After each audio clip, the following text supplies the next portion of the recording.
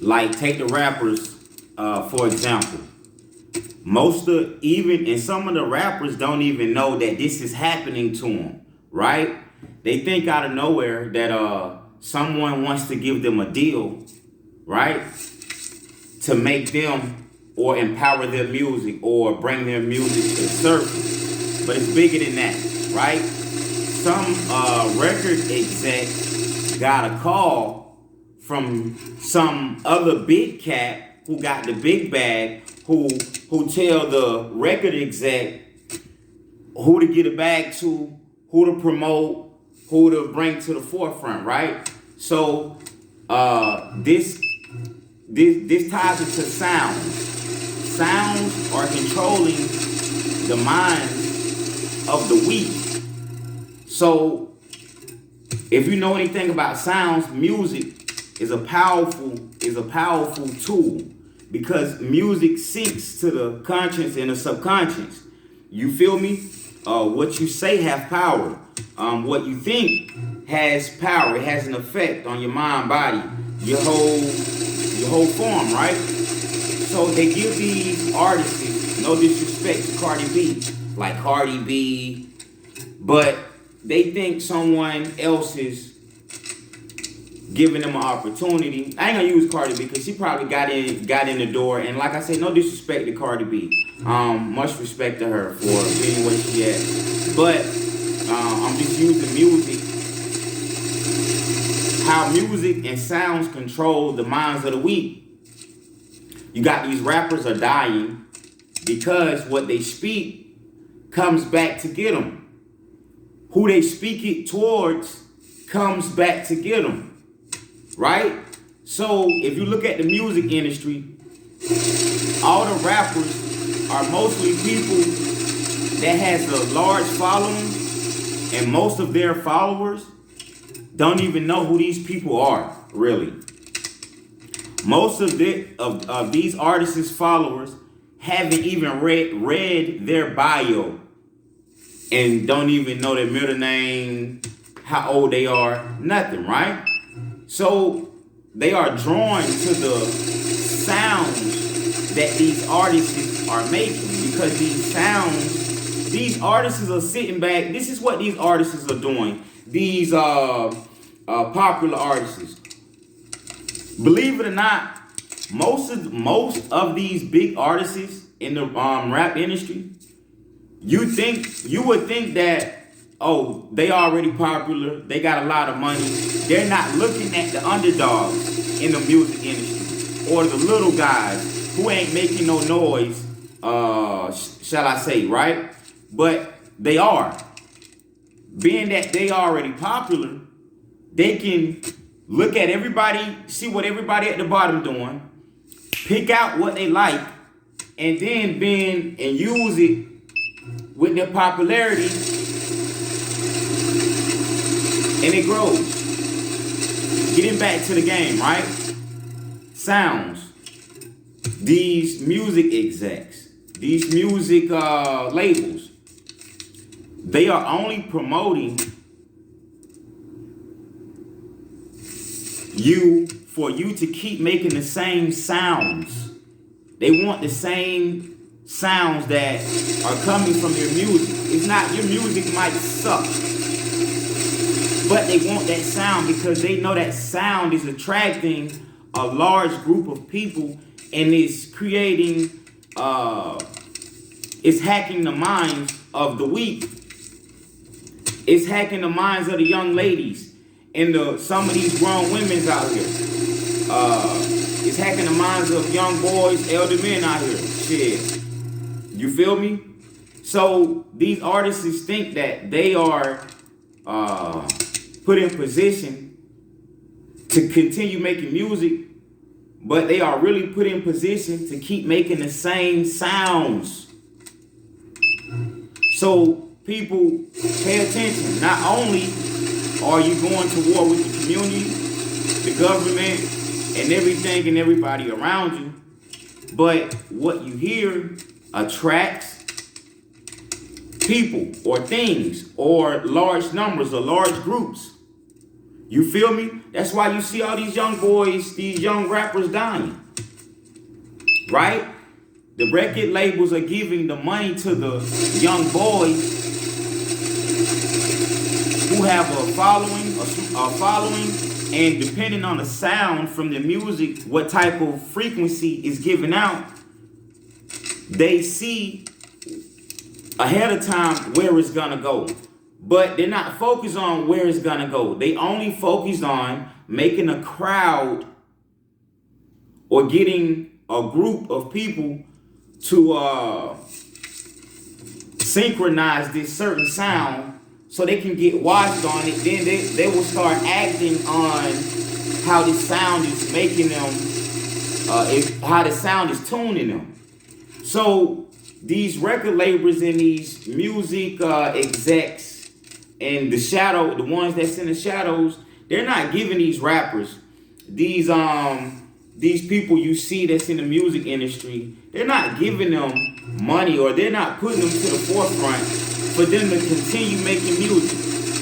They are only putting them in the forefront to continue getting people's attention and synchronizing people's minds to certain sounds. That way they stay hooked and they don't go nowhere. So when they drop a video or they drop content, when they drop it, the first thing, when you find out that they dropped something, you love that sound so much that you will quickly hurry up, jump up. You will get off the toilet if you're shitting to go see what it's about and how it sounds. You want that sound so you then can start moving, dancing to it, whatever it is. So these puppets, some of these rappers puppets, and don't even know they puppets because they ain't tapped in, for one. Two, they conscious of the music that they are creating, and know that some young boys in some projects neighborhood riding around the same way they see these dudes in the videos, 1,000 guns in the car, no one has license, and they listening to this music because they need that thrill, they need that motivation, they need that amping, they need that adrenaline, and they turn to that sound to get them pumped up like a football game. When a coach is trying to motivate the players to get hyped, to get energetic, to have a Spartan mindset before they go into battle. You feel me? So this shit all a trap. So for the young generation out there, be careful of the sounds you listen to. They are very powerful. Sounds are very powerful. Because we can see how the sounds are controlling certain minds out there, man. Sounds are controlling certain minds out there. And the people who are making these sounds, they are not conscious that maybe someone's using me for this frequency or sound I'm making to bring people in so the people can self-destruct. Or the people's actions can then change. They start spending more money if these Cardi B's or Megan Thee Stallions or these chicks that's out there, half naked doing it. You feel me? Not hating, but what I'm saying is, in all respect to them queens, what I'm saying is, when these music execs, producers, when they look at these artists, they are not looking at them as talent.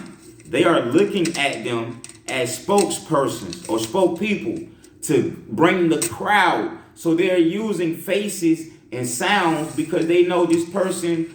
They have been, the music execs and the producers have been watching this small fry or this small guy not yet making noise, but has a loyal fan base, and their fan base is kind of like flowing with the artist's wave.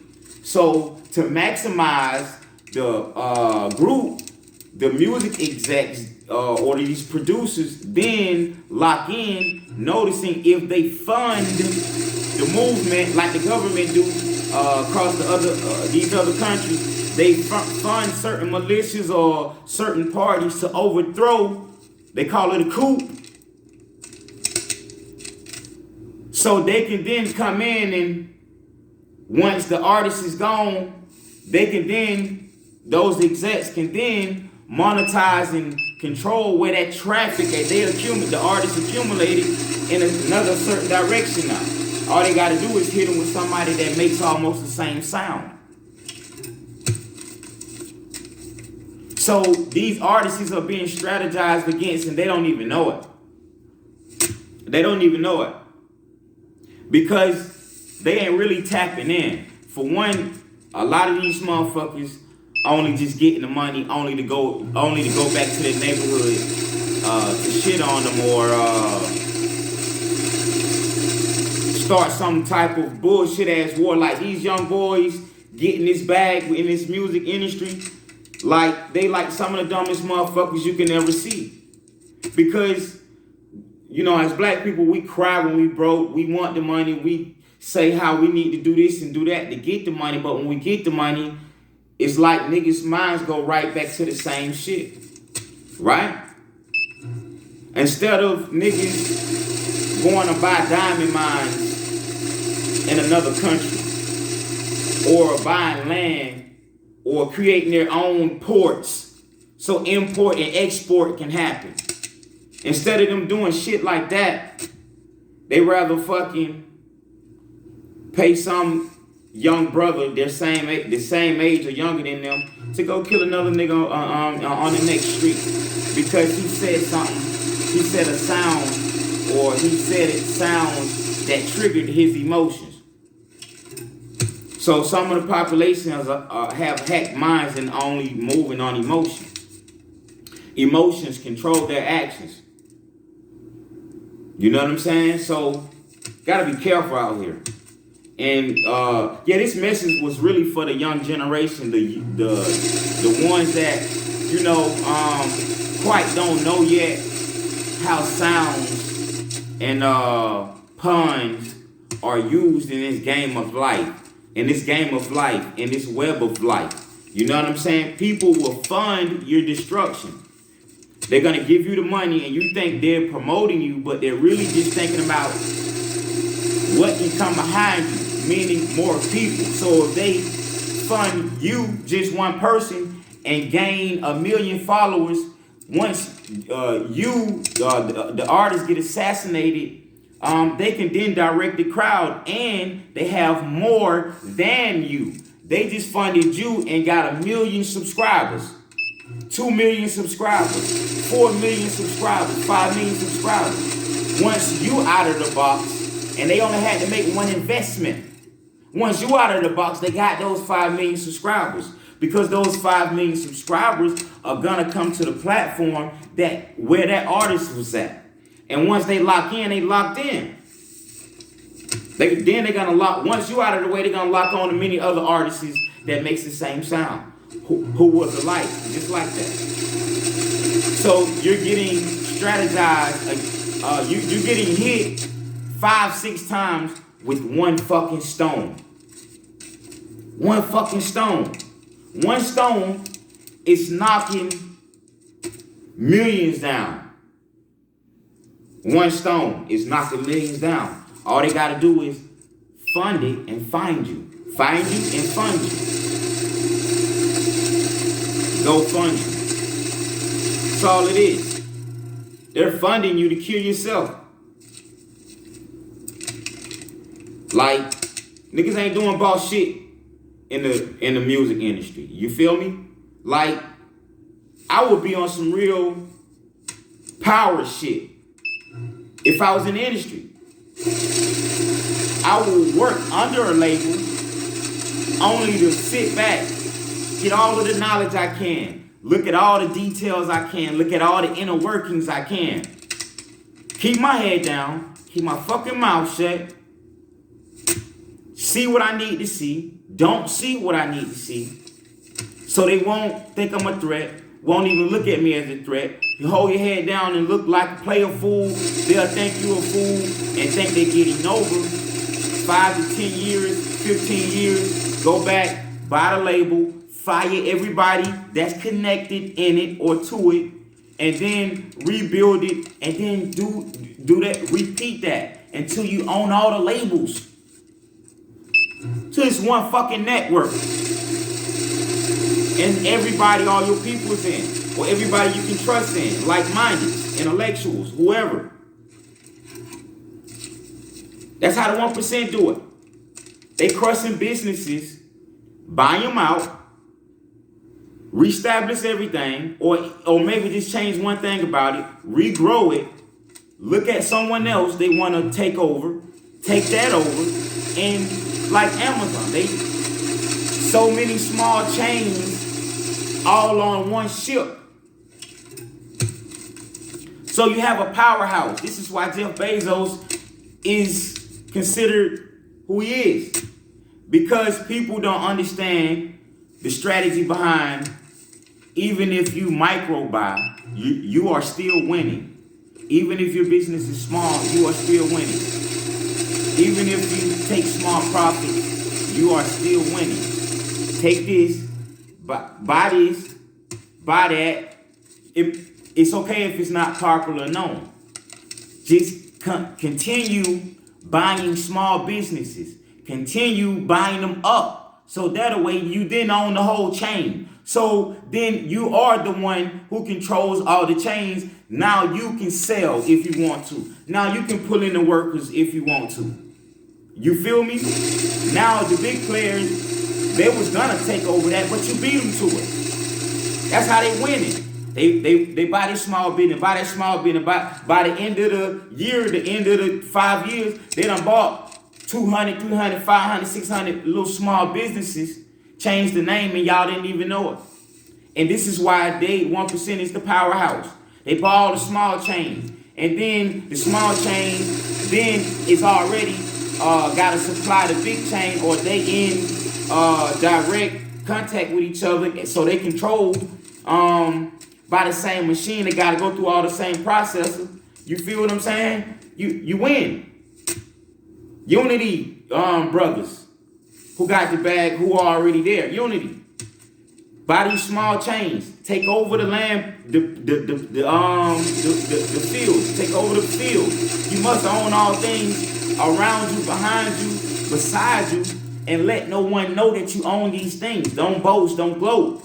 Because you want to keep it anonymous. That's the best part. Because once, see these 1%ers, they use their lawyers to make these calls to get these 150 acres, 200, 300, 500, 600 acres. You feel me? Their name is not really on it. They hide that. Because if people knew who owned it, people out there hate them, they'll go destroy it. So you need to take over all the small chains, so everybody, all down the shoreline to the right, all down the shoreline to the left, you own it. So once enemies approach or come to your shoreline, if they run this way, all of that is yours. If they run that way, all of that is yours. If they try to fly over and get ahead, all of that back there is yours. Everybody has aim on everything that's coming from that way. You feel me? But this takes unity. Without unity, the shit won't be right. And that takes for niggas and sisters to stop competing and stop learn emotional discipline. That shit must be mastered.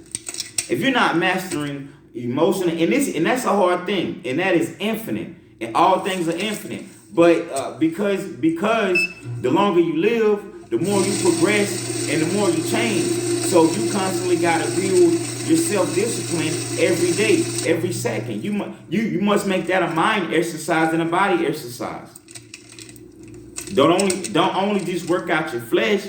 You have to constantly give your mind quizzes.